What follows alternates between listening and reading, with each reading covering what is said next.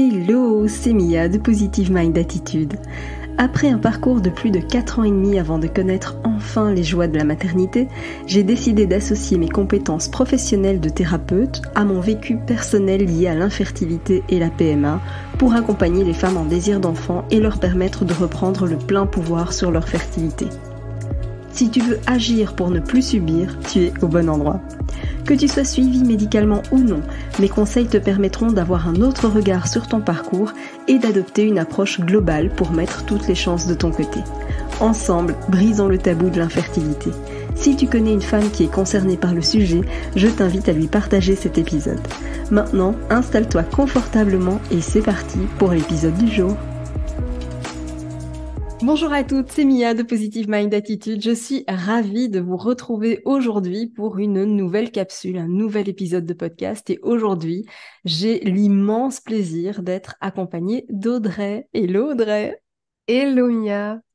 Alors Audrey, peut-être que vous ne la connaissez pas encore, mais Audrey, elle est juste fantastique. C'est une nana incroyable. Et c'est la fondatrice, on va dire, hein, la fondatrice d'une marque qui est juste fantastique et qui change, et quand je pèse mes mots, qui change la vie des femmes. Et c'est pas rien, ce que je dis, c'est la réalité. Est-ce que tu peux nous en dire un petit peu plus sur ce que tu as créé et sur toi, Audrey? Oui, merci Mia. Tu vas me faire pleurer depuis la première minute là. C'est trop gentil. Écoute, oui, donc je peux expliquer ce qu'est Wounded Women et comme ça après j'expliquerai, si tu veux, comment j'en suis arrivée à le créer en fait. Euh, Puisque c'est issu d'un parcours personnel. En fait, donc Wounded Women, c'est la première marque. Donc on dit Femtech, c'est de la tech au service de la santé des femmes, qui apporte en fait une innovation pour soulager et accompagner les femmes dans leur récupération post-partum avec césarienne et post-opératoire, mais aussi toutes les femmes qui ont des gènes au niveau du ventre et qui ont du mal à s'habiller, qui ont des douleurs. Donc ça peut être notamment des cicatrices qu'on peut avoir dans les parcours PMA, justement, par exemple, mais aussi dans des reconstructions mammaires, puisqu'on vient prélever des tissus du ventre, dans le cas de cancer du sein. Voilà, et des opérations abdominales, les femmes en ont beaucoup pour des questions gynécologiques, digestives, d'autres choses encore, aussi dans les pertes de poids, qui ont fait des body lifts suite à une sleeve et qui ont une cicatrice qui fait tout le tour du corps. Il y a vraiment de multiples, malheureusement, occasions d'opérer le ventre des femmes. Et donc, l'idée avec Wounded Woman, c'est d'accompagner les femmes sur 3 axes majeurs pour avoir l'approche la plus intégrative possible. La première, c'est de soulager les femmes, donc avec une lingerie innovante qui n'existait pas et qu'on a créée justement pour soulager le ventre des femmes après leur césarienne ou leur opération, ou problème de peau, ou tout ce qu'on a dit avant. Les informer, faire de la prévention et de l'information avec nos réseaux sociaux, le site internet et tout un travail qu'on fait sur le parcours patient avec le board médical qui m'accompagne au quotidien et puis les soignants de notre réseau dont tu fais partie. Et puis le podcast, parce que du coup, j'ai aussi créé un podcast dans lequel on a enregistré ensemble un épisode qui sortira bientôt et qui en fait parle de résilience féminine, notamment liée à des cicatrices physiques ou émotionnelles, et qui permet de partager les parcours des femmes, qu'elles se sentent moins seules. Donc on a soulagé, informé et rompre l'isolement pour que les femmes se sentent moins seules. Voilà, ça c'est Wounded Woman. Alors j'adore parce que je trouve ça tellement intéressant. C'est vrai que puisque tu parles de cicatrices, c'est vrai que moi je vais beaucoup travailler sur les cicatrices émotionnelles. Mais c'est vrai que dans ce parcours, il y a aussi des cicatrices physiques. Je pense à beaucoup d'interventions au niveau scolioscopie, des drillings ovariens. Enfin voilà, il y a plein de choses qui se font de cette manière-là et qui engendrent forcément un côté opératoire, post-opératoire. Et c'est vrai qu'on a tendance, j'ai presque envie de dire, à banaliser ces interventions, alors que ça peut être une souffrance importante, en plus de tout ce qu'on a déjà à traverser émotionnellement. Quand on a en plus la souffrance physique, c'est quelque chose, quoi. En fait, c'est exactement ça. Quand je présente la société à des gens qui ne connaissent pas, c'est-à-dire que toi ou tes auditrices, vous avez un vernis de connaissance puisque par le métier ou le parcours de soins, on touche du doigt le sujet. Mais quand j'en parle à des gens qui ne connaissent pas, c'est ce que je leur explique. Je leur dis, quand on est opéré, que ce soit dans le cadre du postpartum, donc une césarienne, ou une maladie, ou un parcours de soins complexe, l'opération en elle-même est un moyen. Ça va être un moyen pour accoucher, un moyen pour soigner, un moyen pour... Voilà. Et en fait, c'est rarement un sujet sur lequel les femmes sont accompagnées. C'est-à-dire que si elles sont malades, elles vont être accompagnées pour leur maladie. Si elles sont dans un parcours PMA, on va beaucoup travailler sur le parcours de la PMA. Mais on va pas parler de l'opération, on va pas parler de qu'est-ce que ça va vous faire dans votre corps. Déjà l'opération en elle-même, mais aussi les suites post-opératoires. Et il y a beaucoup de parcours où en fait, le post-opératoire, ben, parfois il n'existe pas. C'est-à-dire qu'en fait, on va nous donner deux, trois pansements, peut-être un calmant, enfin quelque chose qui va soulager la douleur, et c'est à peu près tout. Sauf que, ça va largement pas être suffisant. Dans le cas des césariennes, par exemple, il n'y a pas de parcours de soins, il y a quelques jours à domicile pour enlever les agrafes ou checker maman et bébé, mais après, il n'y a plus rien avant le rendez-vous des 6 semaines. Donc, on travaille énormément là-dessus pour justement créer un parcours de soins intégratif et réel. Mais il n'y a pas dans ces parcours-là l'accompagnement physique et émotionnel. Et ce que j'explique à des gens qui ne connaissent pas ces parcours, c'est que une douleur physique qui n'est pas prise en compte devient une douleur émotionnelle et psychologique. Intégrité du corps, image du corps qu'on a de nous-mêmes, douleur physique de base, parce qu'il faut quand même vivre avec, euh, et, et parfois impossibilité de s'habiller. Donc en fait, ça devient carrément un handicap. Et ça, c'est totalement banalisé. Et même pour des femmes qui ont des cancers, c'est-à-dire des femmes qui sont dans des parcours très lourds en oncologie, moi je pense à des femmes qui sont clientes de la lingerie ou des femmes qui ont témoigné dans notre podcast, qui sont opérées pour un cancer, par exemple, des ovaires, donc on est dans la gynéco, et qui vont se retrouver avec une poche de stomie. Parce qu'en fait, il y a eu un souci au moment de l'opération, et elle a une poche de stomie pour 6 mois, et ben, elle n'a pas de suivi spécifique psychologique et même de post-op sur la laparo qui lui a fait pour enlever ses ovaires, le fait qu'elle a une poche de stomie et qu'elle aura donc une cicatrice de stomie. Voilà. Donc tout le travail de Wounded Woman, c'est informer au maximum. Et on va sortir des formations pour les professionnels aussi, pour qu'ils comprennent mieux le parcours de soins et qu'ils puissent mieux accompagner les femmes, notamment pour tout ce qui va être profession du soin ou du bien-être en ville, pour bien comprendre en fait le parcours et pouvoir bien les accompagner et permettre de renvoyer les femmes vers d'autres spécialités pour pouvoir bien accompagner les femmes. Mais c'est avant tout que les femmes soient actrices de leur santé. Et je sais que ça touche parce que je sais que tu as cette approche-là aussi, de pouvoir être éclairée sur le parcours et pouvoir prendre soin de soi. Alors effectivement, hein, je crois qu'on a une vision et une façon de travailler qui est totalement complémentaire, voire très similaire toutes les deux, parce que on part du principe que plus on est informé et plus on peut agir. Et donc toi comme moi, nos missions premières, c'est de sensibiliser, c'est d'informer, c'est d'expliquer. Et si ça se passe mieux que ce qu'on a prévu, eh ben c'est tant mieux. Mais en tout Parfait. cas, on est préparé à tout, à toutes les éventualités. Et si jamais ça coince, eh bien on sait qu'il y a des options B, C, D et ainsi de suite. Il y a encore plein de lettres dans l'alphabet qu'on peut utiliser. Et voilà, c'est ce que j'aime dans ton approche aussi, c'est que tu expliques justement et que tu amènes les femmes à agir et à ne pas uniquement subir leur opération finalement, parce que c'est ça, hein, on subit l'opération, on subit tous les désagréments post-op et on n'est pas informé, etc. Et donc toi, voilà, au-delà de la lingerie, il y a tout ce travail aussi en arrière-plan que tu fais et qui est juste remarquable. C'est vrai que les femmes qui nous écoutent, hein, bah, comme tu le sais, ce sont des femmes qui sont évidemment souvent en parcours PMA. En parcours PMA, tu sais à quel point c'est un parcours qui est long, qui est éprouvant, qui est difficile et qui Mm, en plus engendre un mal-être corporel, mm. notamment au niveau du ventre, avec les injections, avec, comme je le disais parfois, des solioscopies, des drillings ovariens qui peuvent aussi se faire par solioscopie pour de l'endométriose, etc. Mm. En quoi est-ce que la lingerie est un réel bienfait pour elle? Ouais, eh ben, alors, juste avant de te répondre, je voulais dire quelque chose, c'est la fameuse phrase qu'on entend tout le temps, et tu l'entends aussi. Pourquoi on me l'a pas dit? Ah, ça. Pourquoi personne ne me l'a dit? Pourquoi personne m'a dit que j'aurais mal? Pourquoi personne ne m'a dit que je ne pourrais ni tousser, ni rire, ni m'asseoir, ni rester debout, ni m'habiller? Donc c'est aussi là-dessus qu'on essaie de travailler, de dire, bon, c'est normal parce que physiquement, il y a une atteinte. Ce qui n'est pas normal, c'est qu'on ne l'ait pas dit. Et il y a des choses à faire pour aller mieux avec des professionnels où la lingerie peut vous aider. Et donc du coup, pour répondre à ta question, donc l'idée, après, il faudra que je revienne quand même sur l'origine, je n'ai pas répondu encore à cette question.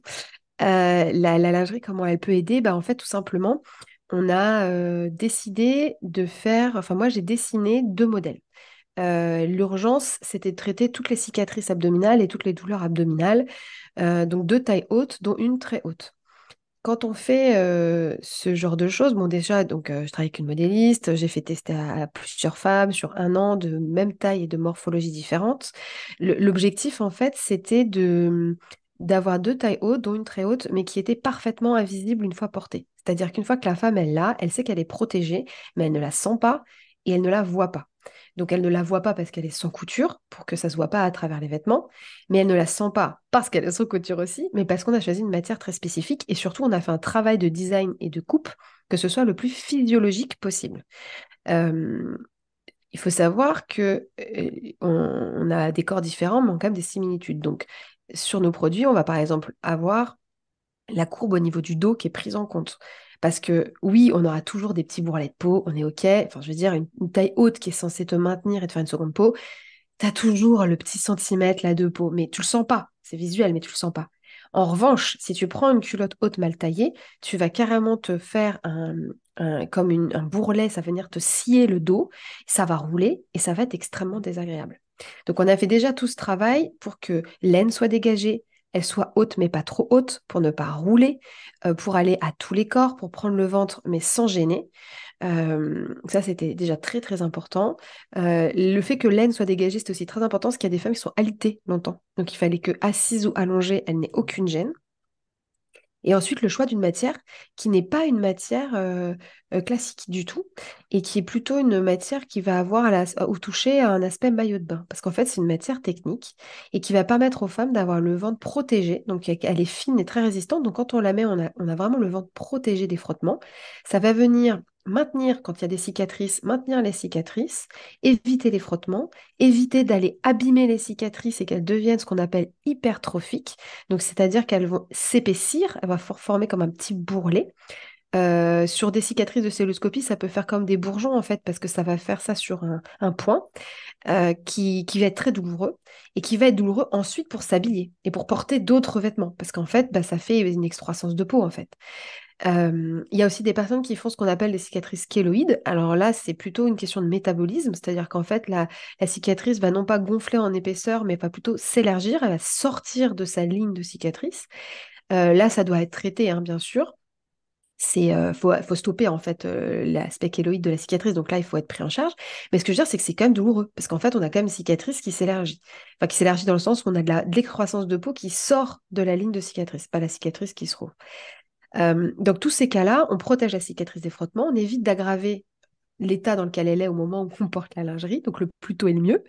On vient avec de la thermorégulation, s'assurer que les femmes ne vont jamais être mouillées dans leur culotte. Donc, par exemple, si elles transpirent, par exemple, si elles sont en post-opératoire immédiat et qu'elles mettent un de nos deux modèles qui est recommandé en post-op immédiat, c'est notre modèle Michel, c'est le moins haut des deux, justement, pour être protégée sans avoir une culotte trop haute au départ. Euh, et ben, typiquement, il va y avoir des écoulements de lymphe, il va y avoir des soins, il va y avoir peut-être du sang. Et ben, l'autre matière va permettre de garder la peau à son humidité naturelle, ne va pas coller, c'est-à-dire que s'il y a eu un écoulement, ça ne colle pas. Et quand on va aller aux toilettes, aussi basiquement que baisser sa culotte pour aller aux toilettes, on va pas arracher la cicatrice et toutes ses croûtes. C'est quelque chose d'un petit peu terre à terre. Mais pour celles qui l'ont vécu, ben, elles voient très bien de quoi je parle et c'est hyper important parce que ça va être le premier vécu physique des femmes avec ce corps qui a été opéré.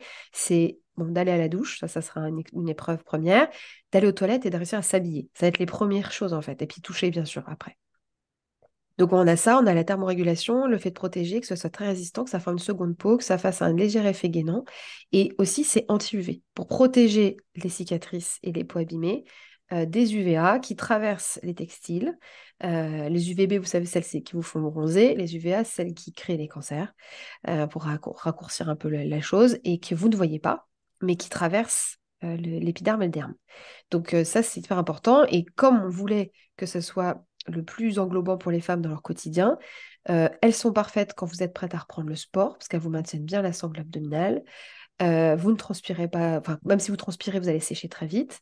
Et vous pouvez nager avec. Les modèles noirs sont aussi des maillots de bain, parce que le but, c'était de faire en sorte que les femmes soient soulagées, puissent bouger rapidement, puissent se rhabiller facilement et rapidement et retrouvent une vie sociale et une vie économique rapidement pour ne pas être pénalisées et donc reprennent aussi donc leur sport et puis après remettre ce qu'elles veulent. Donc voilà un petit peu comment la lingerie peut aider au quotidien à se sentir plus puissante et de se reconnecter à son corps. C'est parfois une première étape en se disant, OK, je peux me rhabiller, je me trouve jolie, la coupe est belle, j'ai pas l'impression de porter justement une culotte post-opératoire un peu gaine, moche.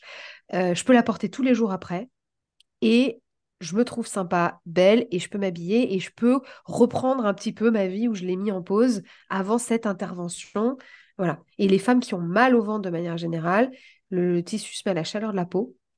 Et donc, ça donne ce petit effet un peu de peau à peau permanent, ce qui est très agréable quand on a des douleurs abdominales. Voilà. Alors, je trouve ça mais juste fantastique parce que c'est vrai que pour accompagner des femmes qui souvent ont un long parcours derrière elles, parfois les cicatrices ont fait mal pendant tout un temps, mais il en reste aussi du coup une blessure émotionnelle qui aurait pu être moindre si ça avait été pris en charge correctement en termes de post-op, tu vois. Donc, je trouve ça Absolument. juste énormissime ce que tu apportes à ces femmes comme possibilité justement de mieux vivre, de se réapproprier toute cette dimension post-opératoire et de se sentir mais tellement bien après parce que effectivement quand tu es avec des vêtements ou particuliers parce que c'est du post-op, ben, ça te rappelle, ça te ramène à ton post-op et donc bah, tu restes un peu dans ce rôle de victime quelque part. Quand tu essayes de passer au-dessus mais que tu n'as pas les dessous appropriés, eh bien tu vas te retrouver avec des vêtements qui vont t'abîmer encore plus, qui vont te rappeler à quel point tu as mal. Et du coup, tout ton esprit est constamment attiré par cette douleur et ça t'empêche finalement de vivre un quotidien approximativement normal. Et donc voilà, le fait d'avoir cette lingerie adaptée à tout ce qui est post-op et en même temps tellement important aussi dans ce parcours PMA, je trouve que ça facilite énormément les choses et la guérison aussi émotionnelle, tu vois. Il y a Ah, vraiment mais tout l'aspect dans ce que tu fais. totalement. Et d'ailleurs, le slogan de Wonder Woman, c'est pas de cicatrice sans super-héroïne, parce que parce qu'on met un pied devant l'autre malgré les cicatrices que la vie nous impose. Comme tu le dis bien, elle nous l'impose, mais on va faire avec et on va le transformer. Ce que je voulais dire aussi, c'est que c'est même, alors c'est un enjeu émotionnel énorme. Ouais, avec Wonder Woman, on travaille énormément là-dessus. On est beaucoup dans l'empowerment féminin. C'est pas la peine de dire d'être beau pour être beau, c'est pas ça. Mais c'est de dire, ouais, ton corps, il est fort. Et oui, tu peux aussi te voir d'une belle façon. Alors au début, ça sera dur. Tu vas pas trouver que ton ventre ouvert avec un hématome est beau. C'est pas vrai. Faut être honnête. Mais par contre, tu peux, dans ta reconstruction, accompagner ton corps. Il y a plein de choses à faire pour atténuer ta cicatrice, pour apprendre à toucher ta cicatrice, te rapproprier ton corps. Tu peux te faire aider de kiné. Enfin, il y a plein de choses à faire. Et là, ouais, après, tu peux te regarder et te dire que tu te trouves belle. Donc ça, c'est une chose. Mais il y a aussi un enjeu de santé. C'est qu'en fait, il y a des femmes qui utilisent, et ça, je l'ai découvert en faisant un questionnaire où je ne disais pas si ça allait être un cosmétique ou un textile, pour avoir le vécu des femmes. Et elles ont toutes répondu la même chose en termes de système D. D'ailleurs, Myriam le dit dans le clip de notre marque qui présente des témoignages de femmes. Myriam le dit et je ne savais pas qu'elle allait en parler parce qu'elle ne me l'avait jamais dit. Et les femmes mettent des compresses et des pansements plus longtemps que prévu sur leur cicatrice pour faire tampon en fait et éviter les frottements. Et il y en a certaines pardon, il y en a certaines qui mettent même des protège-slips ou des protections hygiéniques à l'intérieur de leurs sous-vêtements non adaptés pour, pareil, maintenir et éviter les frottements. Alors, ça a des conséquences terribles en termes d'image de soi et d'intégrité. Ça a des problèmes et des conséquences en termes d'infection, puisqu'en fait, laisser les pansements plus longtemps ou des protections hygiéniques, surtout quand elles sont pas clean, vous voyez ce que je veux dire, ça peut créer des infections. La laine ne respire pas, elle reste dans une humidité qui n'est pas bonne. On va multiplier les abrasions et les frottements sur la cicatrice. Et donc, c'est catastrophique. C'est la réalité des femmes. Je veux dire, si je donne un chiffre, pour qu'on se rende compte. Alors, j'ai beaucoup de mal à avoir le chiffre national de cœlioscopie, sache-le, je le cherche, parce qu'il y a des cœlioscopies pour beaucoup de choses et tout est siloté. Donc, j'ai du mal à avoir le chiffre global. Mais on estime qu'il y a plus de 200 000 femmes par an en France qui sont opérées, largement plus que 200 000. Sur ces 200 000, il y a 150 000, voire un petit peu plus de césariennes, puisque la césarienne, c'est l'opération en volume la plus invasive sur les femmes. Mais on n'est largement pas sur une minorité de femmes qui ont des douleurs physiques dues à une cicatrice. Et si je rajoute les problèmes de peau, eczéma, psoriasis, les douleurs, si je fais tout ça, plus les body lift, etc., c'est 16 millions de femmes. Donc on n'est pas du tout sur une minorité de femmes. On est sur un grand nombre de femmes qui prend un système D qui va être mauvais pour leur santé et qui va avoir un impact sur leur image corporelle, d'estime d'elles-mêmes, qui est catastrophique. De surcroît, quand elles sont dans un parcours PMA qui est déjà très dur émotionnellement, psychologiquement, pour le couple. Et ça, c'était pas acceptable. Donc, il fallait absolument changer ça. Oui, parce que on l'oublie trop souvent, mais le parcours PMA, c'est quand même un parcours qui est compliqué, qui est long, qui est éprouvant, et quand en plus, tu vois, à tout ça déjà vient s'ajouter euh, des opérations, mais surtout un suivi post-opératoire parfois inexistant, que tu vas essayer d'adoucir un peu comme tu peux, mais finalement qui va faire plus de dégâts qu'autre chose parce que ton jeans va venir frotter, parce que tu dois reprendre le travail, parce que voilà, je veux dire, c'est une Tu dois réalité rester assise aussi. à ton bureau et t'as hyper mal parce que ça te rentre dans le ventre. Voilà, je veux dire, c'est une réalité aussi. La PMA fait qu'on doit s'absenter énormément et souvent d'ailleurs de manière très imprévu pour son travail, que du coup, ok, il y a une opération, mais on va éviter de tirer sur la carotte. Hein. On s'est fait opérer, ok, mais on reprend le plus vite possible le travail dès qu'il y a moyen. Mais du coup, on va reprendre parfois dans des conditions qui sont pas du tout optimales et où on va quelque part avoir plus de dégâts, plus de souffrances qu'on va taire, hein, parce qu'on est habitué à ne rien dire et à ne pas se plaindre. Mais c'est trop dommage, alors qu'il y a des solutions qui existent et qui peuvent aider. Et c'est vraiment le but d'aujourd'hui, c'est d'informer sur ce qui existe. Parce que, comme tu le disais tout à l'heure, souvent on me dit oh, si j'avais su. Et c'est d'ailleurs le titre du livre de Catherine Ribus que j'adore, qui est une ostéopathe extraordinaire, mais parce que c'est souvent ça, tu vois. Et c'est pareil pour les femmes que j'accompagne. C'est après coup, elles me disent mais oh, si j'avais su, j'aurais fait ton programme, mais 1 an, 2 ans, 3 ans plus tôt. Et tes culottes, c'est exactement la même chose. Ta lingerie, c'est exactement la même chose. Et c'est pour ça qu'il faut en parler et sensibiliser. C'est pour qu'on arrête d'avoir cette phrase oh, si j'avais su, quoi. Donc, vraiment, les filles, écoutez Audrey au maximum dès maintenant, que ce soit dans le parcours PMA ou évidemment que ça va vous permettre aussi de vous sensibiliser si jamais par la suite, après, il y a une césarienne. Ça peut aussi arriver. Et donc, au moins, vous avez l'info dès maintenant, dès là tout de suite, parce que la lingerie, ça peut vous aider pendant la PMA et bien sûr aussi après en césarienne. Ouais, c'est ça. C'est Et tout puis, ça. et d'ailleurs, je voulais dire, la celluloscopie n'est pas une petite intervention. En fait, on entend ça. Oui, c'est une petite intervention parce que médicalement, elle est très maîtrisée, qu'elle est peu invasive dans le sens où c'est profond, mais c'est pas une cicatrice de 24 centimètres. Mais c'est pas une petite intervention pour la femme qui le subit. Et ça, c'est quelque chose qui doit absolument être entendu parce que les femmes vont entendre c'est une petite intervention, elles vont se dire ok, ça va. Et en fait, elles vont se dire mais attendez, on m'a pas prévenu les gars, qu'en fait, la cicatrice au niveau de l'ombilic, elle fait hyper mal, que je peux pas porter de jean, que je peux pas porter mes vêtements, que du coup, je ne peux pas aller travailler. Et c'est pas du tout négligeable. Absolument au niveau de la césarienne, c'est que bah c'est vrai qu'on, pareil, j'essaie d'avoir les chiffres là et je lance une grande enquête sur 1 an, donc on finira par avoir les chiffres, mais on remarque quand même que dans des parcours PMA, il y a il y a des risques d'avoir une prématurité et une césarienne d'urgence. C'est un cas qui se remarque, voilà, c'est un combo très difficile pour des femmes qui sont dans des parcours d'énorme résilience et de courage que j'admire énormément et qui malheureusement, du coup, vont vivre encore des difficultés. Et donc, encore des difficultés physiques, émotionnelles. Alors, ça peut très bien se passer, mais bon, quand même, c'est invasif et c'est un accouchement et une opération. Et comme il n'y a pas de parcours de soins, euh, l'idée, c'est que justement, les femmes aujourd'hui soient informées, qu'on forme les professionnels et qu'on change les protocoles hospitaliers. C'est vraiment notre enjeu là avec notre board médical, pour que les femmes soient mieux accompagnées et qu'il y ait à la fois un accompagnement de comment je prends soin de moi en post-opératoire. Très bientôt, il y aura plein de choses que vous pourrez télécharger sur gratuitement sur nos réseaux pour justement vous préparer et prendre soin de vous, mais aussi du coup un soin de support. Et ce soin de support, c'est la lingerie, pour que ça soit complet. Et que d'ailleurs, si vous avez envie d'entendre un témoignage d'une femme comme vous, bah, vous le trouviez aussi, parce qu'on a le podcast.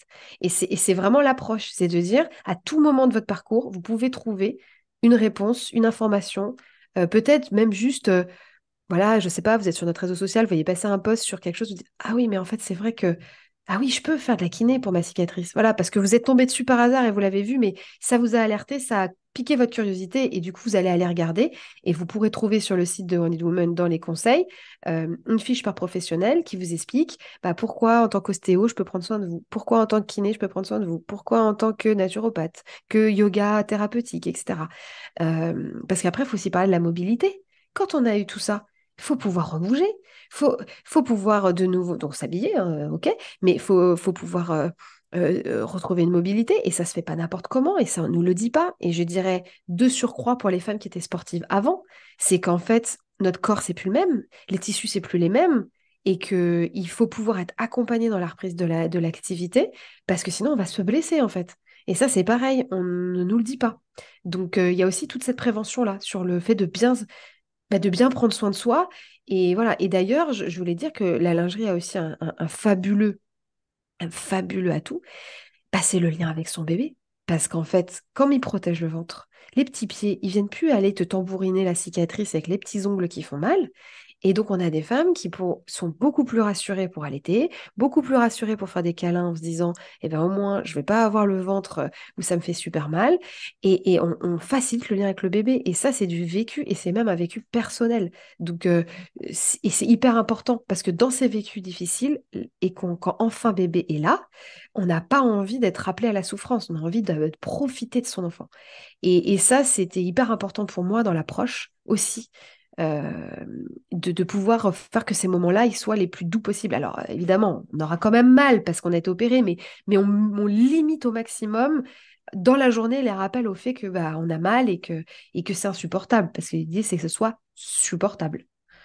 C'est tellement ça, parce que tu vois, c'est vrai que celles que j'accompagne, celles qui m'écoutent en ce moment, ont souvent des parcours très longs, très compliqués, parfois moins d'ailleurs, hein, parce que voilà, j'en accompagne aussi qui sont plutôt en démarrage et qui se disent, ok, bon, bébé tarde à venir, mais je ne sais pas encore si j'ai quelque chose, on commence seulement les premiers examens, etc. Mais tu vois, je trouve qu'on parle tellement peu de tout ça et que finalement, toutes ces douleurs, je pense notamment à l'endométriose, mais je pense aussi, tu sais, avec toutes ces injections qu'on doit se faire dans le parcours Ouais, PMA, bien sûr. le ventre, le rapport au ventre, c'est un rapport qui est très compliqué parce que déjà, il reste vide alors qu'on l'aimerait rempli, tu vois. On rêverait tellement qu'il soit avec un bébé dedans. Et puis finalement, ce ventre se gonfle en raison des hormones très souvent, mais finalement, il porte toujours pas la vie. Et donc, il y a déjà une énorme cicatrice émotionnelle qui est là et avec un rapport souvent au ventre qui est compliqué. Tu me Euh, fais des frissons quand tu dis ça. Je te jure, là, ça m'a électrifié, là, ce que tu viens de dire. mais parce que c'est vrai, tu vois, ce ventre, souvent, alors c'est pas systématique, mais selon les injections que tu subis, bah parfois, oui, tu peux avoir une prise de poids. Souvent, il faut pas oublier aussi qu'il y a des femmes qui ont eu des arrêts de grossesse pour lesquels malheureusement on a dû passer par un curetage, etc. Un curetage, c'est pas non plus quelque chose d'anodin. Il y a aussi un risque important de synéchie derrière, etc. Et donc il y a quand même déjà des tensions au niveau du ventre qui sont difficiles, qui viennent s'ajouter à tout ce qu'elle traverse déjà, tout ce qui est tellement déjà compliqué, dur, éprouvant, etc. Et donc, si on a en plus la possibilité d'adoucir un peu ce parcours-là, enfin, je trouve que c'est extraordinaire. Parce que finalement, toi et moi, on a un énorme point commun, c'est que, en fait, moi, la thérapie que j'ai mis en place, le programme que j'ai construit, je l'ai construit parce que je l'ai vécu. Et toi, finalement, cette lingerie, c'est aussi parce que tu as vécu tout ça. Ah, mais totalement, bah, parfait, cette transition formidable. Oui, exactement. D'ailleurs, pour ceux qui t'écoutent, mais qui se disent, mais quel est le parcours de Mia? Eh ben, ils pourront venir l'écouter sur notre podcast et aller, parce que vraiment, c'est une femme extraordinaire, au-delà de la thérapeute qu'elle est. Bah oui, moi aussi. Et beaucoup de femmes qui entreprennent dans la santé des femmes créent en fait les solutions qu'elles auraient aimé avoir et qui n'existent pas. Et franchement, badass à nous, parce qu'en fait, on décide d'aller apporter des solutions qu'on n'a pas trouvées pour nos propres parcours. Euh, je dis ça pas pour moi, je dis ça parce que je te vois toi et que je vois toutes les femmes qui entreprennent autour de moi dans la santé et qui sont là-dedans, en fait, hein, que ce soit l'endométriose, le cancer, enfin voilà. Bah oui, moi j'ai vécu ça. J'ai eu une césarienne d'urgence pour mon premier enfant. Et c'est vrai que voilà, moi, j'étais pas du tout dans le monde de la maternité, j'étais pas du tout informée. J'ai regardé la maison des maternelles comme tout le monde. C'est hyper englobant, hyper informatif. Donc, je me disais, je suis prête. Bon, évidemment, j'étais prête de rien. J'ai fait de l'autonomie, donc très dans le vous pouvez accoucher sans péridurale, c'est très facile, vous faites les exercices, etc. J'ai quand même eu des petits trucs. Mon bébé était très gros. On me disait, oula, il n'est pas encore macrosome, mais il va faire plus de 4 kilos. Il a de très grosses épaules. On m'a fait flipper plusieurs fois. Donc bon, j'avais un ventre énorme. Les gens pensaient que j'étais jumeau. J'avais vraiment un ventre énorme. Mon bébé faisait beaucoup de liquide, ce qui avait du coup alerté à un moment donné. Mais bon, pas rien de particulier, quoi. Et en fait, bah, moi, je suis tombée du 12e étage parce qu'en fait, je suis passée de on peut accoucher dans sa piscine en faisant de l'autonomie à, alors moi j'étais à l'hôpital, hein, mais je veux dire dans l'idée, à une césarienne d'urgence où je fais plus de 24 heures de travail et où je termine les bras en croix au bloc avec les néons dans le nez. C'est pareil, personne ne nous dit que quand on part en césarienne, on nous attache les bras. Parce qu'en fait, on nous met un champ et qu'il ne faut pas on arrache le champ, mais on ne nous le prévient pas, donc c'est assez violent. On passe d'une salle de naissance où on est dans une atmosphère qu'on s'est construite autant qu'on a pu, voilà, avec de la musique, lumière un peu éteinte, et on part nu sur un brancard avec après les néons dans le visage, séparé du conjoint ou de la conjointe. Alors, il y a urgence, on est d'accord, mais je veux dire, ça prend 4 secondes de dire Madame, on part en césarienne d'urgence, vous allez être séparée de votre conjoint, on s'occupe de vous, vous inquiétez pas. C'est pas suffisant, mais ça prend 4 secondes. Et ça, c'est pas fait. C'est très, très rarement fait. Donc déjà, on a un premier choc émotionnel et c'est ce que j'ai vécu, ce que vivent toutes les femmes qui partent en césarienne d'urgence. Césarienne d'urgence, c'est 60% des césariennes, hein. Donc c'est la grande majorité. Il y a des femmes qui n'ont jamais été opérées de leur vie. Mon cas, j'avais jamais été opérée. Alors j'avais une petite célioscopie du genou, mais c'est franchement rien à voir.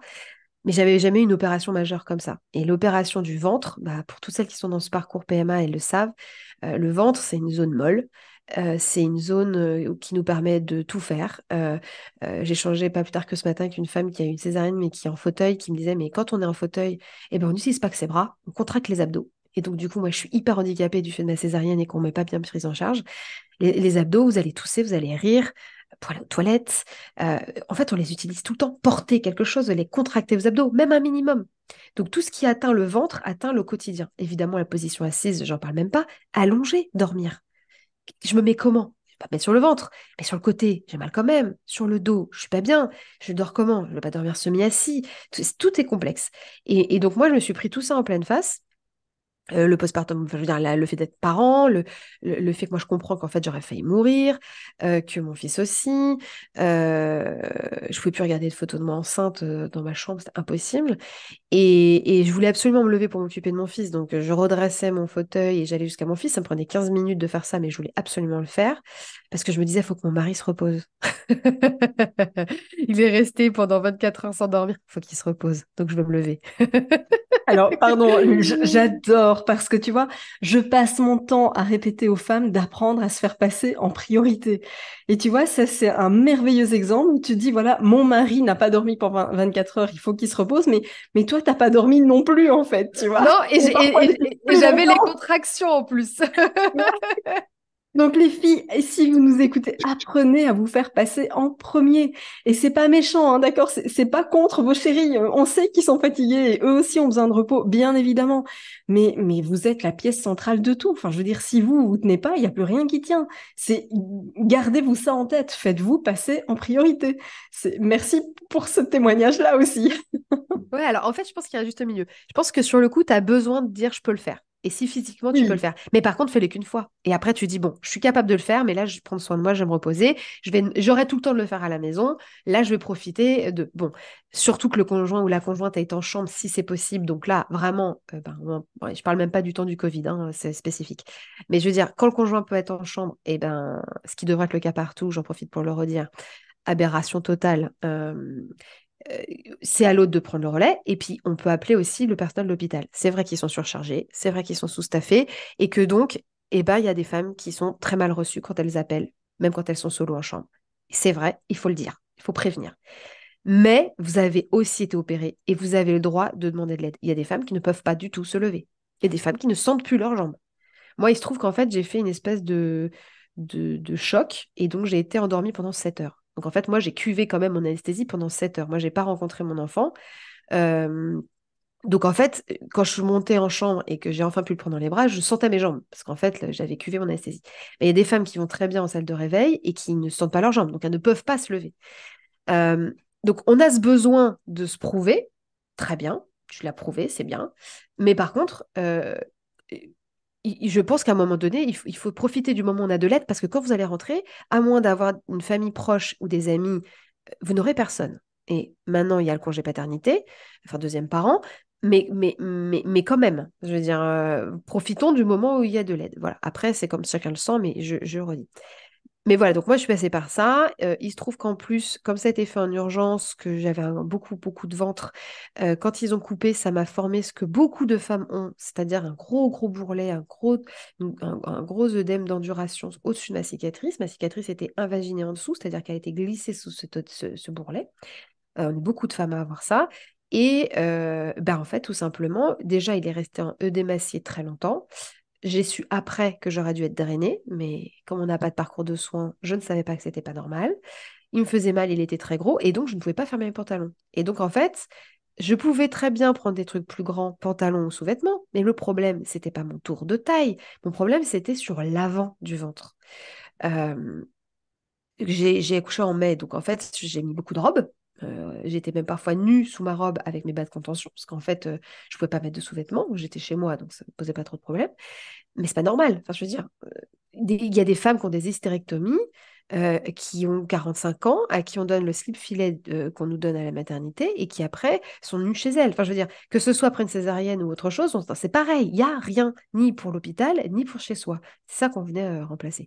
Et donc, moi, j'étais quand même abasourdie du truc et j'étais dans un milieu très masculin. Donc, je me suis dit, mais c'est pas parce que je suis pas informée, il existe vraiment rien. Ça veut dire qu'on était en 2019 et qu'il n'y avait pas de lingerie adaptée. Je me dis, mais c'est quoi les chiffres? Je vais voir les chiffres. Je me dis, mais c'est une blague. Et pourquoi personne ne s'est dit que c'était pas normal de laisser des femmes, déjà, un, sans parcours de soins, et deux, sans possibilité de s'habiller de manière, un, adaptée, avec un minimum de dignité, parce que, mais parlons du slip filet. Moi, quand je présente Wonder Woman, j'ai un slip filet dans ma poche. Et je dis, mais c'est quand même ça que des femmes vont porter parfois pendant un mois. Parce qu'en fait, elles n'ont rien d'adapté. À quel moment on se dit que c'est pas bon ni pour leur psychique, ni pour leur physique? Parce qu'en plus, le truc devient trop grand, il ne sert plus à rien. Et puis en termes d'hygiène, c'est une catastrophe. Donc, donc j'étais vraiment choquée. Et donc, c'est là que j'ai fait le constat qu'il n'y avait pas de sous-vêtements, qu'il n'y avait pas de parcours de soins. Moi, j'étais pas sur les réseaux sociaux à cette époque. Et donc, il y avait le site Césarine, mais je trouvais que c'était très informatif, c'était très bien fait. Mais j'avais quand même du mal à comprendre comment je pouvais prendre soin de moi de manière un peu pratico-pratique. Donc, je recommande quand même ce site hein, qui est de référence. Mais j'avais du mal J'avais pas beaucoup de temps et j'avais pas le temps de lire des longues pages de blog. Donc, c'était très compliqué et puis pas de suivi, puis aucun conseil. Donc, je me suis dit, bon, c'est pas possible en fait. Non, je n'accepte pas. Et en fait, c'était vraiment presque par ego de dire, mais je n'accepte pas cette injustice en fait. Et combien de femmes là, pendant que moi je me posais la question, sont en train de vivre ça aussi, ou vont le vivre? Et donc, j'ai décidé de faire un peu un début de recherche là-dessus. J'ai fait toute une étude de marché, j'ai fait un questionnaire que j'ai largement partagé, j'ai eu des centaines de réponses, toujours sans dire ce que j'allais faire pour vraiment connaître le vécu des femmes. Donc, il y avait évidemment des femmes qui répondaient qui n'avaient pas les cicatrices qui m'intéressaient, puisqu'en fait, moi, c'était les cicatrices abdominales, donc j'avais parfois des retours sur d'autres cicatrices, mais c'était très intéressant. Et dans tous les cas, tous les parcours disent la même chose, pas d'accompagnement, on n'est pas prévenu, pas de parcours de soins dédié et rien d'adapté. C'est-à-dire que même quelqu'un qui a une cicatrice à la jambe va te dire bah, je ne peux pas porter de jean parce que ça me fait trop mal et que ça frotte. Donc voilà en fait. Et c'est pour ça que j'ai dit Wounded Women sera le partenaire des femmes dans leur convalescence et leur récupération. On fera une lingerie adaptée, on fera tout ce qui est information, prévention et parcours de soins patients. Et on fera un moyen pour les femmes de rompre l'isolement. Donc, il y a des ateliers. Là, on a fait une petite pause dans les ateliers, mais ils reprendront. Il y a des ateliers, il y a le podcast. Et voilà. Et on permet aux femmes de se dire, je ne suis pas seule. Parce qu'en fait, les phrases qui reviennent, pourquoi on ne me l'a pas dit? Pourquoi on ne m'a pas prévenue? Et je pensais que j'étais seule. C'est exactement les mêmes choses qui reviennent, tu vois, pour celles qui me suivent, que j'accompagne, etc. C'est on me l'a pas dit, pourquoi? Pourquoi on m'a pas prévenu? Pourquoi je le savais pas? C'est évidemment des choses qui sont là et qui démontrent qu'aujourd'hui, il y a encore beaucoup, beaucoup à faire en termes de prise en charge de la santé féminine. Alors, en ce qui nous concerne, on se consacre sur les futures mamans. Je vais le dire comme ça, d'une manière ou d'une autre, parce que c'est vrai que de manière générale, on se focalise là-dessus. Même si toi, tu nous écoutes en ce moment et que non, enfin oui, tu es confrontée à l'infertilité, non, tu n'es pas maman, mais en tout cas, moi, sache que je te considère déjà comme une future maman. C'est pour moi une évidence. Et en fait, c'est ça, on se rend compte finalement que dans ce parcours, oui, il y a des choses qui sont faites de façon presque très logistique, C'est mais ça. tellement peu qui prennent en compte, tu vois, toute la dimension que ça peut représenter. On voit le côté très factuel, ouverture, pansement, Mm, refermer. Voilà, mm. c'est guéri ou c'est réparé parce qu'on vous a enlevé telle ou telle chose.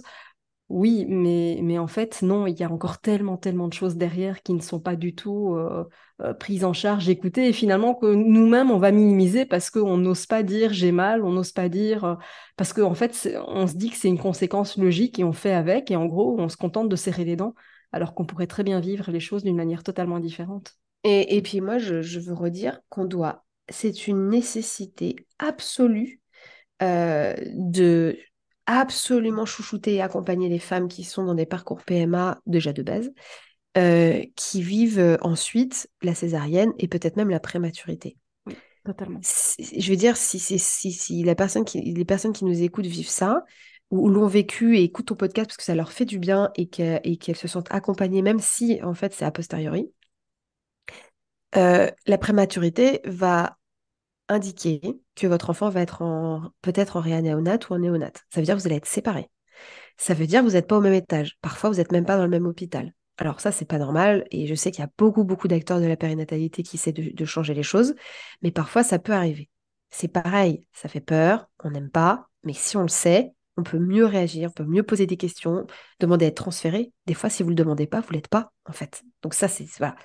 Et s'il y a la césarienne, et ben en plus, vous êtes en fauteuil. Parce qu'en fait, du coup, vous allez aller voir votre bébé en néonate, vous ne pouvez pas marcher. Ou alors, vous avez eu une césarienne qui a été... Bon, il y a une césarienne extra-péritonéale, mais en urgence, ça n'arrive pas. Donc, de toute façon, vous allez être amené à être accompagné pour aller voir votre enfant. Après tout ce que vous avez vécu dans votre parcours PMA, passer par ça, bah, c'est hyper dur. Et donc, enfin, il faut absolument vous prendre soin de vous, enfin, que la structure prenne soin de vous, vous accompagne, parce que bah, vous avez déjà bien, bien assez souffert et vous avez déjà assez été résiliente. Et moi, j'ai une admiration profonde parce que c'est des parcours qui sont durs. La prématurité, c'est dur, la césarienne, c'est dur, mais vous avez aussi tout le parcours PMA avant. Et pour moi, c'est vraiment des couples, des familles qui doivent être vraiment chouchoutés, accompagnés, hyper bien informés, et que les visites à domicile soient allongées, qu'il y en ait plus longtemps, avec un temps sur place plus long aussi. Parce que un temps sur place trop court, ben, c'est bien, mais soigner une plaie, si on n'a pas le temps de discuter avec la maman, de savoir comment elle se sent, voilà. Créer du lien avec son enfant, euh, ça demande du temps et il faut de la disponibilité d'esprit. Si on est en souffrance physique et psychologique, on n'arrive pas à créer ce lien. Et moi, je me rappelle avoir des femmes qui témoignent dans le podcast ou des femmes avec qui j'ai échangé qui me disent, mais moi, j'ai eu un parcours PMA, j'ai eu mon bébé par césarienne, j'ai été traumatisée. Mon entourage m'a dit, mais tu voulais ce bébé, c'est quoi ton problème? Ils ne comprenaient pas que pour moi, c'était double peine d'avoir mal vécu cette césarienne, pas parce que c'est une césarienne, mais parce que pour tout ce qu'il y a autour et la manière dont ça se passe, bah, ça s'était pas bien passé pour nous, que la rencontre n'avait pas été comme j'aurais voulu, alors que ça faisait 6 ans que j'attendais mon bébé. Et donc, il y a aussi une incompréhension de la société, de l'entourage, qui peut avoir des propos très violents envers une femme qui a ce parcours PMA et qui a ce... alors, c'est pas obligatoire, vous n'avez pas forcément une césarienne, mais qui passe par ce parcours-là. Et je dirais même qu'un accouchement voix basse avec une grosse épisio et qui souffre beaucoup, elle a le droit de dire qu'elle a très mal et qu'en fait, c'est dur et que, ouais, du coup, la rencontre avec bébé, bah, c'était compliqué parce qu'elle était en grande souffrance. Je pense qu'il y a aussi tout ça qui se rajoute dans ces parcours et qui demande à être vraiment, mais englobé à mort et chouchouté autant que possible, quoi. Oui, parce que quand on parle d'épisio, personnellement, je savais ce que c'était que l'épisio et je savais que potentiellement, bah oui, j'étais susceptible, comme toute femme qui accouche, d'en avoir une. Mais au moment où je l'ai eu, je n'imaginais pas, et même avant, je n'imaginais pas les conséquences de tout ça. Je n'imaginais pas à quel point tu ne peux plus t'asseoir. Je m'asseyais dans une bouée, hein, vraiment Bah véridique. oui, bah Voilà, toutes, mais toutes. dans une bouée. Aller à la toilette, ne fût-ce que faire pipi, mon Dieu, mais j'avais l'impression qu'on m'arrachait les entrailles tellement ça Mais me faisait marcher, mal. mais même marcher. Voilà, marcher, enfin tout. Et pareil, tu sais, dans les remarques maladroites, j'ai expliqué sur ton épisode de podcast que pendant toute ma grossesse, j'ai eu ce qu'on appelle une hyperémèse gravidique. Donc je vomissais 15, 20, 30 fois par jour, voilà, depuis le tout début de ma grossesse jusqu'à 3 jours post-accouchement. Et en fait, quand je vomissais et que j'étais à ce point malade, j'ai quand même eu des remarques en me disant, ah bah tiens, tu l'as voulu, tu l'as eu, quoi.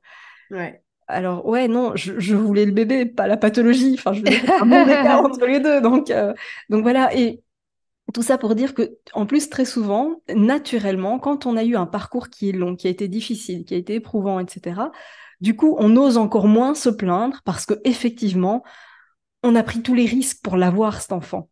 Et Ouais. donc, on ose encore moins dire je me sens pas bien, je suis malade, ou voilà, parce qu'on l'a tellement voulu que finalement, on s'accommode de tellement de désagréments qui sont quasi insupportables pour la grande majorité que nous, quand même, on s'en accommode parce qu'on le voulait depuis tellement longtemps qu'on en est presque heureuse de ces désagréments. Tu vois, dans quel délire on en arrive à se mettre finalement? Ouais, et en fait, je le comprends totalement. Et en fait, c'est même dangereux. Parce qu'en fait, Totalement. la dépression du postpartum, potentiellement, t'attend. Et qu'elle va pas arriver la première semaine. Et ça, c'est pareil. En fait, il faut dire aux femmes, il faut pas faire peur aux femmes, en fait. Dans tout ce qu'on dit, il faut informer. On a le droit d'être informé. Moi, je suis désolée, les femmes fabriquent un être humain. Là, vous êtes en train de vous battre pour fabriquer un être humain. Vous êtes des warriors. Et donc, il faut être informé. Et, et tu dois être informé sur quelles vont être tes douleurs. Tu dois être informé sur ce qui va t'arriver. Tu dois être informé des choses. Et même si ça peut un peu effrayer, il faut le savoir. La dépression du postpartum, il ne faut pas faire peur aux femmes avec. Il faut juste dire, pose-toi, prends le temps. Chaque étape à la fois, parce que potentiellement, il va se passer un truc que tu ne maîtrises pas d'un point de vue hormonal qui peut t'amener vers cette dépression du postpartum. Et si l'entourage personnel, professionnel de santé, n'est pas assez là pour toi, tu vas te sauver toi-même et c'est parce que tu vas prendre soin de toi et que tu vas pas trop t'en imposer que peut-être ça va peut-être minimiser les effets. Dans tout ce que tu peux rencontrer, moi je trouve qu'il faut en parler, mais il faut expliquer qu'on n'en parle pas pour faire peur, on en parle parce que plus ta boîte à outils elle est remplie, plus le moment où tu es devant la situation, tu choisis l'outil que tu veux pour réparer ce que tu as réparé, quoi. C'est tellement vrai, tu sais, je parle beaucoup évidemment de l'hystérosalpingographie, je parle beaucoup du risque d'hyperstimulation, etc., qui sont des risques non négligeables quand on est en Ouais. PMA. Mais mon objectif, c'est certainement pas d'effrayer. Mon objectif, c'est de sensibiliser, de dire, voilà, si ça t'arrive, voilà à quoi tu dois être attentif, voilà à quoi tu dois réagir, voilà pourquoi tu dois tirer la sonnette d'alarme, parce que très souvent, on n'ose pas. Encore récemment, j'ai eu le cas avec quelqu'un que j'accompagne qui me disait, je ne vais pas déranger le personnel médical ou le centre PMA pour ça. Et en fait, c'est pas pour ça. C'est une urgence médicale, c'est une urgence gynécologique. Il y a des risques très importants. Mais le fait d'être sensibilisé, ben, on apprend à repérer ces risques et finalement, on tire la sonnette d'alarme suffisamment tôt. Et on évite parfois des conséquences qui auraient pu être dramatiques. Donc ça, c'est la première chose. Et puis ensuite, c'est aussi de se dire que finalement, oui, c'est vrai, on a voulu ce parcours, on a tout fait pour l'avoir, mais il faut pas sous-estimer que, en fait, on est dans ce parcours PMA tellement soumise à des variations hormonales et émotionnelles intenses qu'il semblerait que statistiquement, il y ait un risque accru de dépression du postpartum. Ah bah je savais pas, c'est hyper intéressant. C'est un peu logique, mais c'est hyper intéressant. Alors, c'est lié effectivement, alors il n'y a pas exactement d'études de causalité, hein, c'est encore les prémices de tout ça, mais effectivement, on constate que quand même, il y a de telles variations hormonales, il y a un tel ascenseur émotionnel pendant le parcours PMA, que ben oui, en termes de dépression du postpartum, ben on est un petit peu plus sujette à ça. Maintenant, on met aussi en évidence à quel point le fait de travailler sur tout cet état, notamment émotionnel, pendant ce parcours, réduit considérablement les risques de dépression du postpartum. Alors, je dis pas, je vais reprendre l'expression de Florence Foresti, on va se taper, tu sais, le blues, hein, comme Ah, Johnny tu aime le l'auras, le blues. blues, tu l'auras. Le blues, tu l'auras. Mais voilà, moi, mon blues, il a duré peut-être 5 6 jours, tu vois. C'est pas grave. C'est Ouais, rien à côté d'une véritable dépression du postpartum. Parce que ouais, quand ça tombe sur le coin du nez, pour rester poli, c'est pas le blues, hein. On est d'accord que c'est pas le blues. Il peut ouais. y avoir des conséquences qui sont dramatiques, de personnes qui vont même parfois jusqu'au suicide. Donc, c'est pour dire à quel point c'est pas rien, c'est pas anodin. La dépression du postpartum, c'est costaud, c'est quelque chose. Et donc, plus on va être informé sur, OK, ça existe, OK, je peux réduire le risque. En fait, en prenant soin de moi dès le démarrage, eh bien, c'est une habitude que je vais garder, que je vais mettre en place pendant toute la grossesse et qui va permettre d'être poursuivie à partir du moment où on a donné naissance. Mais c'est vrai que dans ce parcours, c'est tellement violent, on a tellement l'habitude de se dire je suis forte et je dois être forte et je reste debout et je me relève. Et oui, et je suis la première à le dire, bien sûr, mais pas à n'importe quel prix. C'est accueillir ses émotions, c'est pas les renier. Il y a une grande différence entre les deux. Et souvent, ben, on va renier ce qu'on ressent pour rester forte. Mais en fait, ça, c'est juste de la maltraitance. Ah, mais totalement. Après, c'est vrai que tu vois, des fois, quand je donne des recommandations, on me dit, ouais, mais ça a beaucoup de charge mentale, ça a beaucoup de choses à prendre en compte. En fait, oui et non. C'est qu'on est dans une culture où on est toujours dans cette culture de la mère sacrificielle. Euh, on n'est pas dans une culture où une femme qui va prendre soin d'elle, par exemple, qui a des problèmes circulatoires et qui va se faire masser régulièrement, ou qui décide de vraiment avoir des moments où elle se pose, ou non, elle n'est pas dispo ni pour ses enfants, ni pour ses amis, elle prend du temps pour elle. On est dans une culture où ça, c'est vu comme ou du luxe ou de l'égoïsme. Les choses avancent, mais franchement, on est en 2023, c'est encore le cas. On va le tolérer pour des femmes gravement malades. On va le tolérer pour, voilà, peut-être que l'entourage ou va faire moins de remarques parce que la personne a un parcours PMA, qui savent que c'est très dur, qui sont très tolérants, bienveillants, et du coup, ils vont se dire, non mais, je te vois qui te bouge la tête, je dis, c'est peut-être, peut-être. Mais on est dans une culture où c'est pas du tout bien vu en tant que femme de se faire passer avant. Et je suis la première là-dedans. C'est-à-dire que moi, j'avais une amie, ça a toujours marqué, si elle écoute un jour cet épisode, Sophia, qui est une femme incroyable, qui était avec moi en études quand j'étais à Sciences Po, et qui est née avec un handicap parce qu'elle a un nerf qui a été sectionné à sa naissance, et donc elle avait un bras handicapé. Donc elle a eu plusieurs opérations, elle a, comme elle dit, une installation EDF dans le corps, enfin bref. Euh, mais elle savait prendre soin d'elle et ça m'a toujours marqué. Maintenant, là, on bosse à trois sur un dossier. Ouais, mais là, de cette heure-là, je suis pas dispo parce que je vais me faire masser. Ou là, je suis pas dispo parce que je m'accorde une soirée. Et moi, à l'époque, j'étais partagée entre deux sentiments de me dire, waouh, elle arrive à poser ça, alors qu'on était jeunes, tu vois, à poser ça, à prendre soin d'elle, à vraiment s'accorder ces moments. Et de l'autre côté, de me dire, bah non, il faut être tout le temps à fond. Et moi, et je me rappelle très bien le jour où je me suis fait cette remarque. On était dans son appart, je peux presque te dire la déco, tellement ça m'a marqué. Et je la remercie. Parce que même quand j'ai du mal à le faire, je repense à ça. Mais elle a aussi cette double culture. Et du coup, il y a d'autres cultures, la sienne et d'autres, qui font que c'est normal, femme ou homme, de prendre soin de sa santé mentale. C'est normal de prendre soin de soi. Et soin de soi, ça ne veut pas dire aller chez le médecin forcément. C'est pas forcément faire sa prévention. Oui, il faut la faire. On est en octobre, octobre rose, faites vos préventions. Mais on est en train de parler de prendre soin de soi énergétiquement, émotionnellement. Et à courir tout le temps, on ne sait plus qui on est. Et quand on est dans des parcours comme le parcours PMA qui est tellement difficile, c'est encore plus nécessaire. Mais en fait, on devrait toutes le faire. Parce que le tsunami de la maternité, il touche tout le monde. Et qu'en fait, on est là, mais attends, mais on m'avait pas prévenu qu'en fait, on n'allait pas dormir pendant 6 ans. C'est quoi? Mais, mais parce qu'en fait, pour moi, on n'aborde pas la maternité comme on devrait. C'est que les femmes devraient pouvoir aborder ça à partir du moment où leur corps fabrique un être humain. On devrait pouvoir aborder tout ça d'un point de vue science, d'un point de vue vous informe de ce que vous êtes en train de vivre. Voilà ce que votre corps est en train de traverser. Et au lieu de faire des cours de préparation à l'accouchement où il y a des choses qui ne servent à rien, On devrait nous dire, là, vous en êtes à ce stade, voilà ce qui se passe dans votre ventre, et pas il fait la taille d'un ananas, c'est pas mal, mais c'est pas assez. Voilà quand vous allez accoucher, les mouvements que va faire votre bébé, voilà comment vous, vous allez vous sentir. C'est le fameux vortex de l'accouchement. Qu'est-ce qui se passe pour bébé, qu'est-ce qui se passe pour maman? Et quand vous fabriquez un être humain et que le corps humain, bah, il est bien fait, mais que des fois, bah, il y a des aléas qu'on ne maîtrise pas, et ben il y a aussi des choses qui peuvent mal se passer. Il peut y avoir une grosse épisio, il peut y avoir un périnée complet compliqué, il peut y avoir une césarienne, il peut y avoir des ventouses, il peut y avoir, etc., etc. Et franchement, si on abordait les choses de cette manière, déjà, ça serait hyper intéressant. Et les femmes seraient plus dans une espèce de posture de je vais donner naissance comme Marie dans la crèche et Jésus va naître, la fleur dans la bouche et au fond de son jardin, tout va bien, ou dans sa piscine dans son salon, parce qu'on comprendrait qu'en fait, c'est pas juste je suis une femme, je vais donner naissance. C'est une question de science. C'est une question d'être vivant, de matière vivante. Et je pense que tant qu'on baigne les femmes dans cette espèce de paradigme, on aura des femmes qui ont des traumas, on aura des femmes qui sont déçues d'elles-mêmes en permanence, qui sentiront dans l'échec. Ça, c'est un mot qu'on entend beaucoup. Et en parcours PMA, je sais que c'est aussi un mot qui est très présent. Culpabilité, sentiment d'échec, dévalorisation de soi.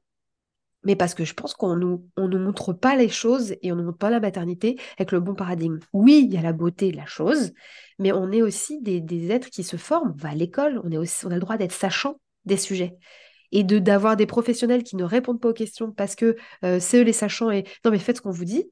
Bah non en fait. Parce que si j'ai des injections, c'est un impact. Parce que si j'ai des incisions, je vais avoir des adhérences. Que si j'ai une endométriose, ben, ça va majorer mes adhérences. Et que derrière, c'est moi qui vis avec les douleurs. Donc voilà, c'est un petit peu long, ma petite diatribe, mais j'en suis intimement persuadée. Mais La je suis connaissance, la connaissance, alors, ça changera rien s'il y a des trucs durs, mais la connaissance peut vraiment, vraiment sauver des femmes. Alors pour moi, la connaissance, c'est la puissance. Vraiment. La connaissance, c'est la puissance parce que tu agis et tu ne subis plus. Et la différence, elle est énorme. Et quand je dis agir, c'est parfois décider de ne rien faire, hein. Prendre soin de soi, ça peut aussi être décider de ne rien faire momentanément.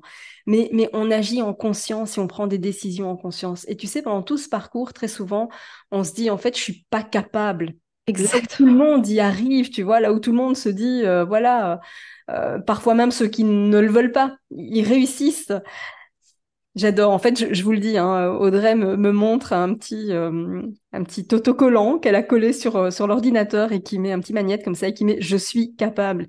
Et c'est tellement ça, parce que moi, j'entends ça à longueur de journée, des femmes qui me disent, en fait, je suis pas capable de porter la vie, alors que d'autres, finalement, qui n'ont pas j'ai presque envie de dire d'un point de vue logistique, n'ont pas les moyens, n'ont pas la stabilité, n'ont pas la période idéale pour avoir des enfants, ils en ont en claquant des doigts et sans même le vouloir, alors que nous, on fait tout ce qu'il faut comme il faut, etc. Et ça marche quand même pas. On n'y arrive pas, on a besoin de toute une équipe et des années, etc. L'accouchement, ça va être pareil aussi. À partir du moment où on a en plus un parcours de PMA derrière, où on s'est répété non-stop qu'on n'était pas capable, et qu'en plus on n'a pas accouché, mais qu'on a été césarisé, on se dit encore une fois qu'on n'est pas capable. Et c'est faux et archi faux. Un accouchement reste un accouchement, que ce soit par voie basse ou par césarienne, ça reste un accouchement. Et non, on ne vous accouche pas, vous accouchez. On vous file un coup de main dans certains cas, certes, mais c'est vous qui accouchez. Et rien que ça, je trouve que ça change déjà le rapport qu'on peut avoir avec son corps finalement. Et n'oublions pas aussi que la position dans laquelle on vous met, etc., ça ne facilite pas parce que encore aujourd'hui, quand on a accouché, on dit ah tiens le gynéco qui m'a accouché. Non non, c'est le gynéco qui était présent pendant votre accouchement. C'est pas pareil. Ok, il vous a filé un coup de main, mais enfin voilà, moi mon gynéco, même s'il m'a énormément aidé, c'est pas lui qui a accouché, hein, c'est mon fils, il est sorti de mon vagin à moi, pas du sien. Et donc c'est important de le rappeler parce que tu vois, on a tellement l'habitude de se répéter ça pendant trop longtemps que ça en devient presque une vérité absolue, alors que c'est faux et archi faux en fait. Non, mais totalement, enfin, je suis 100% d'accord avec toi. Et tu vois, c'est vraiment une culture à changer et pas, je veux dire, il y a des soignants qui sont formidables, je veux dire, même des soignants hommes un peu machos qui sont tout à fait capables de dire, bah franchement, vous avez fait, madame, vous avez fait un taf de fou, en fait, bravo. Et il dira pas, je vous ai accouché. Enfin, tu vois, il y a des soignants hein, qui sont maltraitants, je dis pas. Mais ce que je veux dire, c'est qu'il y a aussi une culture, parce que c'est la même chose. non, tu ne viens pas à domicile voir une femme qui a eu une césarienne et qui ne peut pas se lever pour te faire servir le thé pendant que tu ne fais rien, les fesses sur un canapé et attendre d'être servi et qu'on te donne le bébé dans les bras alors que le bébé a 5 jours. Non, on ne fait pas ça. Et ça, il y a des cultures où personne ne fait ça, en fait. Les gens, ils débarquent à 15, ils font tout le ménage, ils font toute la bouffe, et la femme n'est jamais seule, sauf si elle le souhaite, et elle est absolument entourée, personne ne touche à l'enfant. Je veux dire, donc en fait, c'est aussi une culture médicalisée pour sauver et pour permettre à des femmes d'avoir des enfants, mais 1000 fois oui. Mais par contre, il faut changer cette culture de d'infantilisation et de surmédicalisation en laissant les femmes dans l'ignorance, parce que je veux dire, c'est ça qui fait qu'il y a des parcours où les filles ne prennent pas, c'est ça qui fait qu'il y a des femmes qui restent dans des traumas toute leur vie.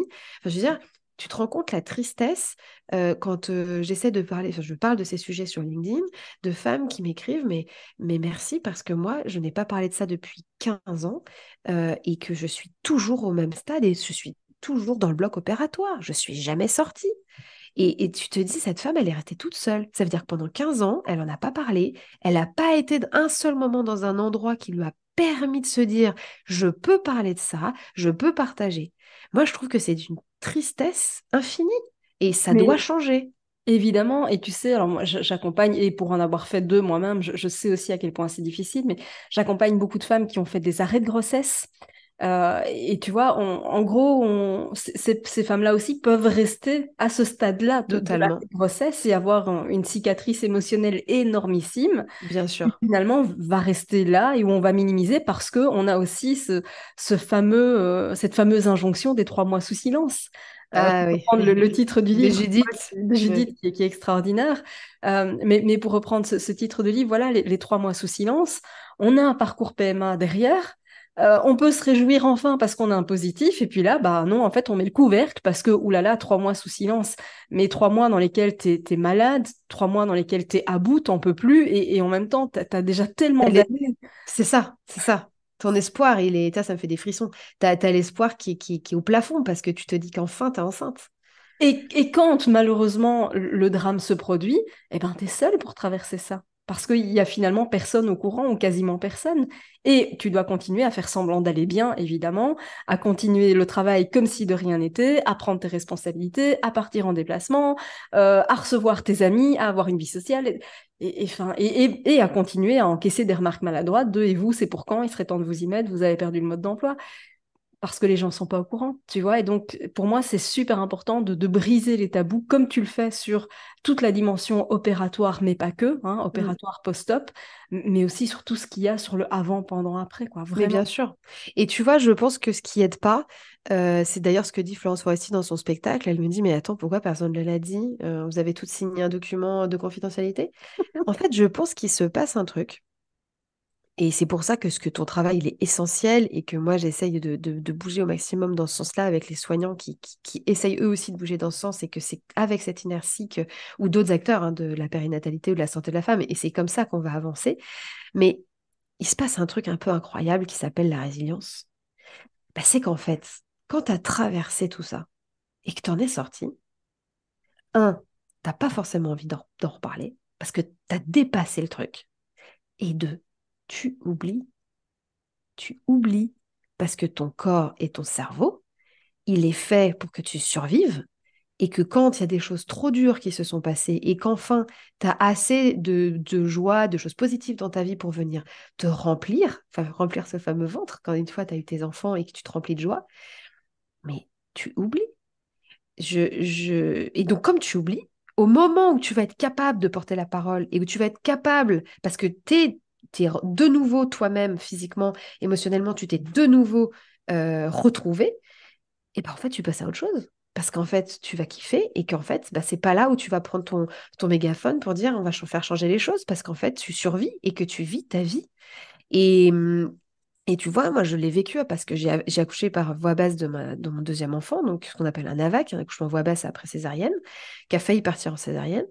Euh, Ça me fait penser à quelque chose, mais je vais aller au bout de ce que je voulais dire. Ça a réparé beaucoup de choses parce que du coup, j'ai senti ma fille sortir, parce que la péri était peu dosée, que je l'ai eu très tard dans mon travail, donc j'avais fait tout mon travail, j'ai eu des vraies contractions, ce qui n'avait pas été le cas pour mon fils, où j'étais en plateau, j'avais pas de contractions, j'étais en plateau tout le temps. Là, j'avais vraiment des contractions, j'ai vraiment pu travailler avec ma fille pour sa descente. J'ai eu une péripeudosée, je l'ai senti, je l'ai eu sur moi, j'ai fait une grosse hémorragie, moi j'ai eu beaucoup, beaucoup de poids, j'ai eu une énorme épisio, j'ai eu un périnée complet compliqué, mais elle était sur moi pendant 1 heure et demie, donc eux, ils faisaient leur truc, essayaient je ne sentais rien, donc mon corps était en deux parties. Euh, donc, bah, mon cerveau et mon corps ont commencé à oublier plein de choses. C'est qu'en fait, j'avais déjà commencé à travailler sur Wounded Woman, donc ça m'a permis de poser et d'ancrer certaines choses. Bon, parce que du coup, j'avais commencé à créer Wounded Woman quand j'étais enceinte de mon deuxième enfant. Mais très clairement, je pense que si je ne l'avais pas fait, j'aurais fait, j'aurais fait création, écraser le fichier précédent. C'est-à-dire que la joie et le fait de vivre autre chose allait venir effacer certains, pas traumas, mais certains souvenirs négatifs et que ça allait remplacer. Et parce qu'il faut survivre, j'aurais oublié. Aujourd'hui, j'ai ancré en écrivant certaines choses dont je ne me souviens plus. Et ça, c'est commun à énormément de femmes. Énormément de femmes qui ont vécu des traumas, énormément de femmes qui ont vécu des parcours compliqués, même des femmes qui ont eu des accidents graves, tu vois. Parce qu'en fait, on est là pour survivre. Et donc, je pense que c'est aussi pour ça qu'il y a toute une génération qui n'a pas parlé, parce qu'en fait, fallait aller de l'avant et qu'on n'en parlait pas.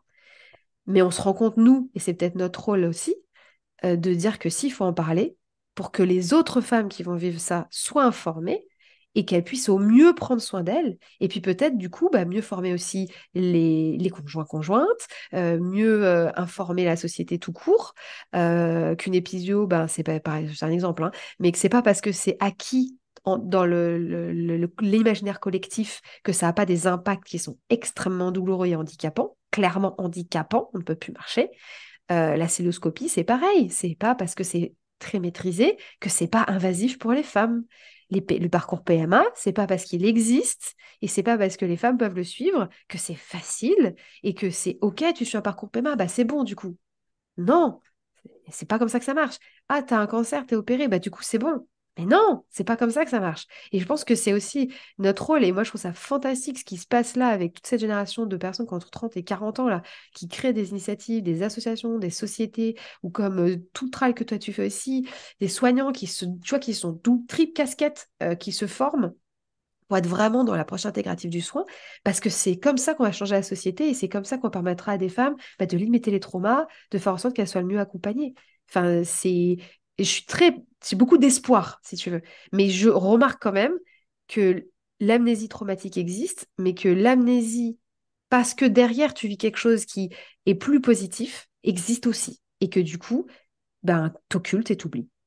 Oui, et alors d'un côté, je veux rebondir là-dessus justement parce que d'un côté, il y a cet aspect hyper positif qui est de se dire, oui, j'ai vécu un truc hyper dur, mais techniquement, mon cerveau est quand même capable de passer à autre chose et donc j'oublie entre guillemets et c'est pour quelque chose de positif.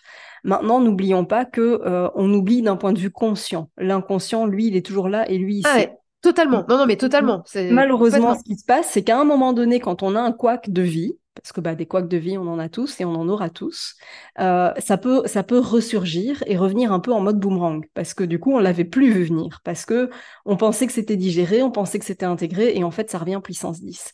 Et donc, c'est important de se dire, OK, c'est pas parce qu'aujourd'hui je vais mieux, parce qu'aujourd'hui je suis passée à autre chose, que ces traumas-là ne ressortiront plus jamais. Parfois, ça revient et on l'avait pas vu venir. Et donc, c'est important aussi de garder ça en tête. Et comme toi, hein, moi aussi, pendant toute ma grossesse, j'ai pensé à me dire, tout ce que j'ai traversé, je peux pas le garder pour moi. Il faut absolument que j'accompagne et que j'aide celles qui en ont besoin et que je transmette. Et donc, j'avais commencé aussi ce travail, tu vois. Et heureusement, parce que comme toi, il y a des détails sur lesquels j'aurais pu me dire, oh oui, bon, ou je me souviens plus trop, ou je sais plus. Mais en fait, non, tu vois. Alors, j'ai tellement travaillé là-dessus que je ressens ça encore comme si c'était la semaine dernière, tu vois. Ah, mais oui. Parce que voilà, ça a été 4 années et demie, et les demi, ça compte, hein, c'est comme les enfants. 4 années et demie de tout ce parcours, de toutes ces émotions, de ces injonctions, de tout ça. Mais j'en ai vraiment pris conscience parce que je ne voulais pas oublier pour retransmettre ça aux femmes qui allaient le vivre derrière. Alors, chaque expérience est différente, évidemment, et c'est pas parce que je l'ai vécu que tout le monde le vivra de la même manière. Mais encore une fois, plus on ouvre les consciences, plus on élargit les horizons, et au mieux, on arrive à comprendre ce qui nous arrive et ce qui nous tombe dessus et à voir finalement qu'est-ce qui nous va, quelles sont les issues, comment on peut réagir et faire des choix en conscience, des choix éclairés, tout simplement. Et totalement. Et c'est pour ça que quand je parle de l'oubli, c'est exactement ça. C'est qu'en fait, c'est ton corps, en fait, c'est ton cerveau qui va te faire oublier parce qu'il va remplacer des choses par des souvenirs meilleurs. Mais par contre, l'empreinte dans ton corps et ton inconscient, lui, il n'a pas oublié. Et c'est pour ça, c'était pour revenir sur ce que tu disais sur, un, le fait de pourquoi on n'en a pas parlé, et deux, l'importance de prendre soin de soi, c'est que les traumas, ça se soigne. Un trauma ne passe pas tout seul. Il faut le soigner. Il y a 1 milliard de façons de faire. Mais il faut le soigner. Et c'est pareil, c'est pas du tout culturel. Bon, bah, c'est passé, c'est bon. Next. Bah non, non, parce qu'en fait, ça va pas passer. Et comme tu dis, au prochain problème, eh ben, je vais m'effondrer. Parce qu'en fait, bah non, je l'avais complètement enterré et en fait, c'est toujours là. Et pour des femmes qui sont dans des parcours aussi complexes que la PMA, et, et mon Dieu, que ça se termine bien, euh, et qu'un enfant et une maman en bonne santé à l'issue, ça reste des parcours extrêmement éprouvants, extrêmement endurants, et que tout ce que je souhaite aux mamans, c'est d'avoir pu faire tout ce travail grâce à toi, de se sentir bien et d'accepter aussi tout ce parcours et de pouvoir bien le vivre parce qu'on l'accepte, mais parce qu'on a mis tout en place, et que oui, il y a une partie d'oubli, parce qu'en fait, il y a des choses qu'on peut oublier, mais parce qu'on a fait ce travail d'acceptation, d'accueil et de digestion, en fait, de ce qui s'est passé. Là, le fait de dépasser le truc et d'oublier, c'est OK. Et a priori, ça se passera bien. Mais un oubli qui est juste un système mécanique de protection, de survie, c'est le cerveau qui fait ça, en fait. Hein. C'est comme les amnésies traumatiques ou qui reviennent 20 ans plus tard. C'est un mécanisme de survie et de protection. Oui, et c'est pareil pour les Et dissociations, tu vois. Moi, je pense aussi au nombre de fois où j'ai été auscultée avec les échographies vaginales ou cliniques universitaires, donc j'avais toute la promo qui débarquait, etc. En fait, j'avais un corps qui n'était plus le mien, en fait. bah, tu dissocies, tu es en J'avais une dissociation totale. Ouais. Mm. Totalement, totalement, tu vois. Et donc, c'est tout un travail de se réapproprier ce corps qu'on a tellement voulu dissocier parce que tellement difficile, tu vois. Donc, c'est super important. C'était un plaisir pour moi de partager ce moment avec toi. Quel conseil est-ce que tu aurais envie de donner pour conclure cet épisode de podcast, Audrey? Bah, écoute, déjà, je te remercie beaucoup et franchement, bravo pour ton podcast qui aide tellement les femmes. Franchement, c'est enfin, incroyable. T'es incroyable et ton travail est incroyable. Moi, ce que je donnerais comme conseil, c'est que les femmes qui écoutent ce podcast, qui donc du coup ont déjà un peu cet éclairage de ta part sur le fait d'être actrice de leur santé, de s'informer, ce que moi, je leur dirais, c'est demander toujours un deuxième avis. Et comme tu l'as dit dans mon podcast, d'accepter les diagnostics, mais pas les verdicts. Et ça, c'est du coup, je te renvoie la balle sur cet épisode parce que c'est très vrai et que vous êtes maître des choses, même si on vous annonce des choses difficiles, vous êtes quand même maître de vous, de votre corps, de votre destinée et surtout, vous êtes puissante, l'oubliez jamais. Vous êtes des femmes incroyables, vous êtes vraiment fortes et vous pouvez vous faire confiance. Voilà, ça, je pense que c'est très, très, très important. La blouse blanche ne décide pas c'est pas, on n'est pas dans l'arène, pouce en haut, pouce en bas, vie ou mort. Non, vous pouvez décider pour vous-même et faites-vous confiance. J'adore. Merci infiniment pour ce partage parce que c'est vrai que on se sent tellement diminué alors qu'en fait non. Je veux dire, vous qui nous écoutez en ce moment, mais juste vous êtes des badass que Ouais. vous ignorez en fait. C'est dingue de voir à quel point finalement vous êtes tellement tellement plus forte que ce que vous ne croyez. Donc voilà, merci pour ce message en tout cas, ce mot de conclusion. C'était vraiment super.